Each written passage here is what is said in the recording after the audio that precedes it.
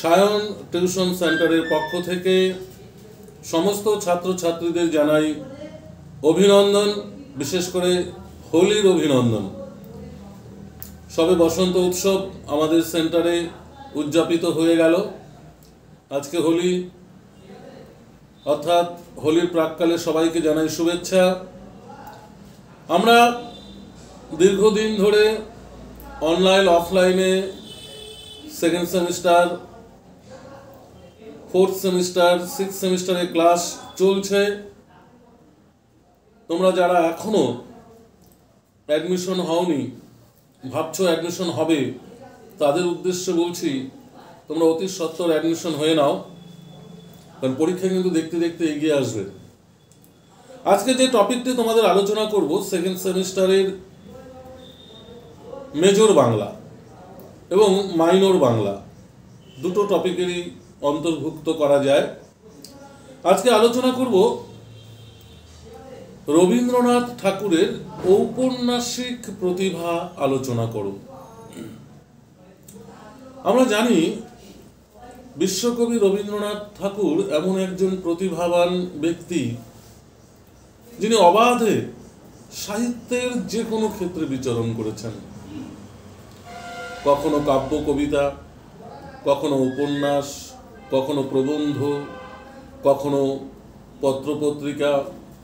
এক কথায় সাহিত্যের এমন কোনো দিক নেই যেখানে রবীন্দ্রনাথ অবাধে বিচরণ করেননি বা কলমের ছোঁয়া পড়েনি, এমন প্রেক্ষাপট নেই।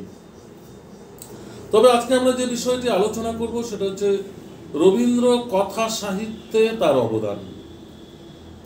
অর্থাৎ আমরা বলতে পারি বাংলা উপন্যাস সাহিত্যে রবীন্দ্রনাথ যখন পদার্পণ করেন, তখন বাংলা সাহিত্যের একটু ঊষর ভূমি ছিল মহাকাব্য রচনার। কেননা মাইকেল মধুসূদন দত্ত তখন মহাকাব্য রচনায় নিজেকে নিয়োজিত করেছিলেন। এছাড়া উপন্যাস রচনায় বঙ্কিমচন্দ্র চট্টোপাধ্যায় এবং তার সমকালীন যে ঔপন্যাসিকেরা রয়েছে, তারা ঐতিহাসিক উপন্যাস রচনায় নিজেদের নিয়োজিত করেছিলেন। সেই সময়ে রবীন্দ্রনাথের আবির্ভাব। তিনি ভেবেছিলেন তাদের থেকে একটু বিপথে পরিচালিত হয়ে অন্য ধারায় তিনি সাহিত্য রচনা করবেন, কিন্তু সময় আর সমাজকে উপেক্ষা করতে পারেনি। তিনিও বঙ্কিমচন্দ্রের মতোই প্রথম ঐতিহাসিক উপন্যাস রচনাই করলেন। তার রচিত প্রথম দুটি ঐতিহাসিক উপন্যাস হল বউ ঠাকুরানীর হাট ও রাজর্ষি। প্রথম দুটোই ঐতিহাসিক উপন্যাস। বউ ঠাকুরানীর হাট 1883-তে প্রকাশিত হয়েছিল এবং রাজর্ষি 1887-তে প্রকাশিত হয়েছিল। এই বউ ঠাকুরানীর হাট উপন্যাসের কাহিনী অনেকটা আমরা বলতে পারি যে রাজা প্রতাপাদিত্য, তার পুত্র উদয়াদিত্য, কন্যা বিভা এবং পিতৃব্য বসন্ত রায়ের এক ঐতিহাসিক প্রেক্ষাপটে রচিত বউ ঠাকুরানীর হাট। এছাড়াও ত্রিপুরার রাজ পরিবারের ইতিহাস নিয়ে রচিত একটি শ্রেষ্ঠ ঐতিহাসিক উপন্যাস আমরা বলতে পারি রাজর্ষি। যদিও এই রাজর্ষি উপন্যাসটি পরবর্তীকালে রবীন্দ্রনাথ একদিনে অভিনয়যোগ্য করে তোলার জন্য তিনি তার নাট্যরূপ প্রদান করেছিলেন বিসর্জন নামে। অর্থাৎ বিসর্জন নামে তিনি একটি ছোট্ট নাটক রচনা করেছিলেন রাজর্ষি উপন্যাসের কাহিনীকে অবলম্বন করে। আমরা জানি যে রাজর্ষি উপন্যাসে যে রাজা গোবিন্দ মাণিক্য, অন্যদিকে মন্দিরের পুরোহিত রঘুনাথ, মন্দিরে বলিদানের প্রথাকে কেন্দ্র করে এই উপন্যাসটি কিন্তু ঘটনাক্রমে বিবর্তিত হয়েছে। তবে রবীন্দ্রনাথের এই ঐতিহাসিক উপন্যাস রচনা করার পর দীর্ঘ 16 বছর তিনি আর কোনো উপন্যাস রচনা করেননি। এক কথা বলতে পারি রবীন্দ্রনাথ তখন উপন্যাসের শীত ঘুমে পাড়ি দিয়েছিলেন। দীর্ঘ 16 বছর পর 1903 খ্রিস্টাব্দে তার প্রথম একটি মনস্তাত্ত্বিক উপন্যাস রচিত হয়।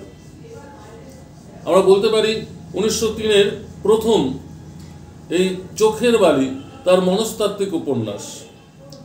মনস্তাত্ত্বিক উপন্যাসের মধ্য দিয়ে যে নারী সমাজের স্বীকৃতি, বিধবা প্রণয় ঘটিত যে বিষয়, এটা কিন্তু আমরা চোখের বালি উপন্যাসের মধ্য দিয়ে লক্ষ্য করতে পারি। এবং চোখের বালি তার প্রথম এবং বাংলা সাহিত্যের একটি শ্রেষ্ঠ মনস্তাত্ত্বিক উপন্যাস। এরপর রবীন্দ্রনাথ ঠাকুরের 3 বছর পরেই, অর্থাৎ 1903 আর 6 1906-এ তার নৌকাডুবি উপন্যাসটি প্রকাশ করেন। মূলত এটি কাহিনী প্রধান উপন্যাস, চোখের বালির তুলনায় অনেকটাই নিকৃষ্ট মানের।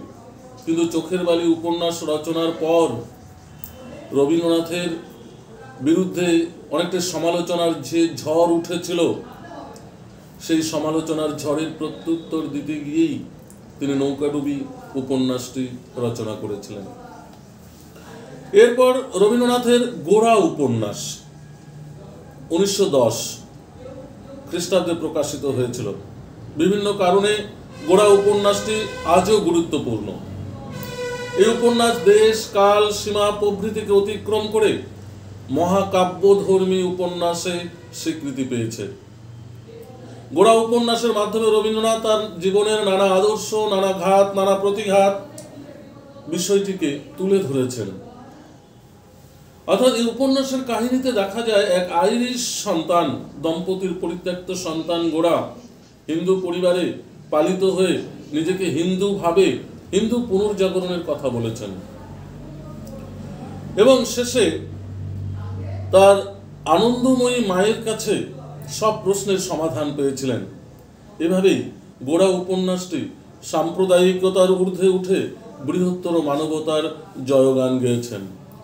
গোরা উপন্যাসে মা আনন্দময়ী ছাড়াও আরো দুটি বিখ্যাত চরিত্র রয়েছে, গোরার বন্ধু বিনয় এবং তোমার উপন্যাসের প্রধান নায়িকা আমরা বলতে পারি সুচরিতা। গোরা উপন্যাসের পর 1916 খ্রিস্টাব্দে রবীন্দ্রনাথের আরো দুটি উপন্যাস প্রকাশিত হয়, চতুরঙ্গ ও ঘরে বাইরে। এর মধ্যে চতুরঙ্গ উপন্যাসটি ক্ষুদ্রাকৃতির হলেও এই উপন্যাসটির কিন্তু একটা বিশেষ তাৎপর্য রয়েছে। এই উপন্যাসটিকে রবীন্দ্রনাথ আলাদা আলাদা ভাবে নাম দিয়ে 4টি ভাগে ভাগ করে উপন্যাসের চরিত্রের মাধ্যমে উপন্যাসের কাহিনী বিস্তার করেছেন।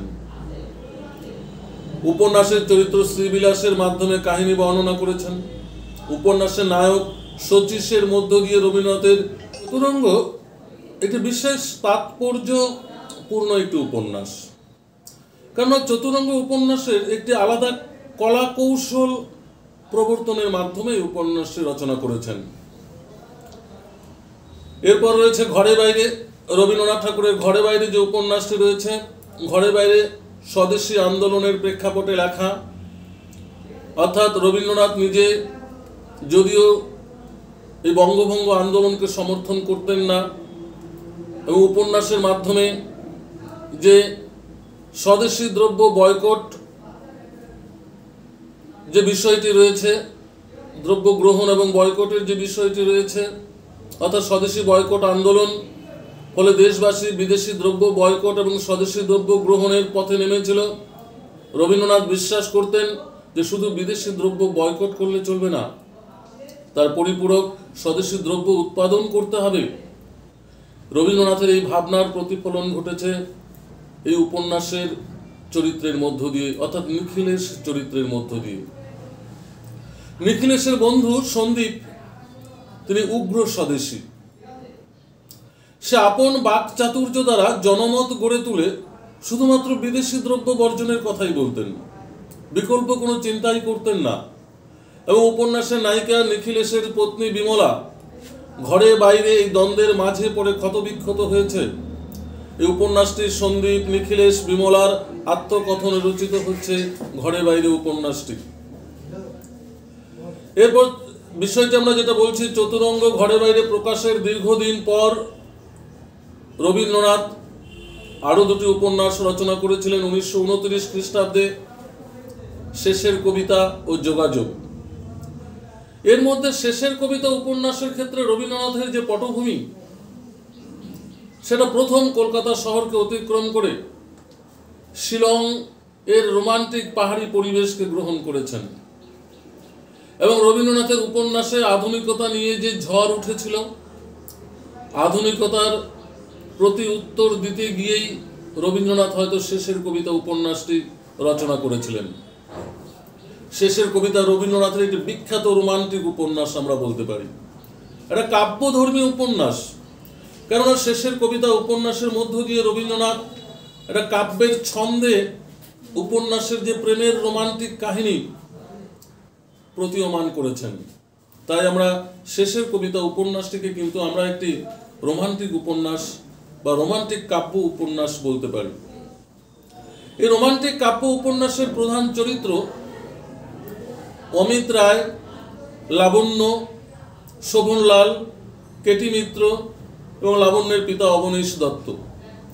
ঘটনা পরম্পরায় লাবণ্যের সঙ্গে শোভনলালের দাম্পত্য প্রণয় স্থাপিত হয় এবং অমিতের সঙ্গে কেতকী মিত্রের এক অপূর্ব ভালোবাসার সমন্বয়ে রচিত এই শেষের কবিতা উপন্যাসটি আধুনিকতার শীর্ষ ছুঁয়ে গেছে। এরপর আমরা আলোচনা করতে পারি যোগাযোগ উপন্যাসটি, যেটি তিন পুরুষ নামে প্রকাশিত হয়েছিল। এই যোগাযোগ যে উপন্যাসটি রয়েছে, এই উপন্যাসের সামন্ততন্ত্রের অবক্ষয়, ধনতন্ত্রের আগমন ও উচ্ছৃঙ্খলতাকে নিপুণভাবে দেখানো হয়েছে। এরপর আমরা চলে আসি শেষের দিকে রবীন্দ্রনাথের দুই বোন 1933, 4 অধ্যায় 1934, মালঞ্চ 1934 নামে তিনটি উপন্যাস রচনা করেছিলেন। এই উপন্যাসগুলি কিন্তু ততটা উৎকৃষ্ট মানের নয়।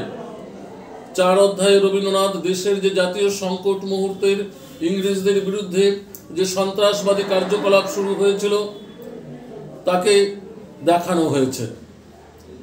এছাড়াও নারী যে দুই রূপে পুরুষের জীবনে আবির্ভাব হয় এবং প্রভাব ফেলতে পারে, কখনো প্রিয়া রূপে, কখনো জননী রূপে, এই তত্ত্বটি প্রতিফলিত হয়েছে তার দুই বোন উপন্যাসের মধ্য দিয়ে। তার দুই বোন শর্মিলা এবং উর্মিমালার মধ্য দিয়ে রবীন্দ্রনাথ সেই তত্ত্বকেই প্রতিষ্ঠা করেছেন। রবীন্দ্রনাথের শেষ উপন্যাস মালঞ্চ মূলত কাহিনী প্রধান।